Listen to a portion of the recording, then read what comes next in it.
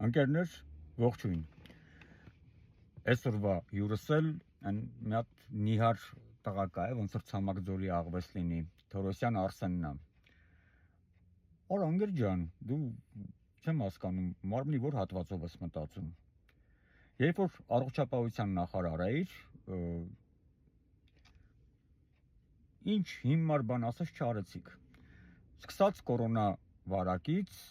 այն որ էլ չեմ ասում թե այդտեղ ինչ կոռուպցիոն լրսավերումներով ինչեր ծամեցիր, ու պլյուս մեկ էլ այսօր հիշել եմ, որ Սանասարյան Դավիթին փուռը տվիր, բայց իրականում Սանասարյան Դավիթը մեղավոր չէր։ Արդարացվեց մարդը, ստացվում է խնդիրները քո տակ են։ Ու դու ինչ որ մարդկանց կարողանում ես ինչ որ հարությունագեն բաների վերաբերել բան ասես։ Ես համոզված եմ, որ Նիկոլը սնկի վրա է նստած, ու դեռևս 2019 թվից մինչև այդ մտածում էի փուշ ա ուտում, բայց համոզված եմ, որ սունկ ա ուտում։ Ու այդ սնկից նաև դու ես ուտում, որովհետև չեք պատկերացնում, թե ձեր կողքերը ինչ ա կատարում, եւ դուք կորցրել եք իրականության զգացողությունը։ Այն որ դու ոտով գլխով թաթախված ես կոռուպցիայի մեջ, դա անզեն աչքով էլ է երևում։ Հələ հիշի քանի հոգի փուռը գնաց,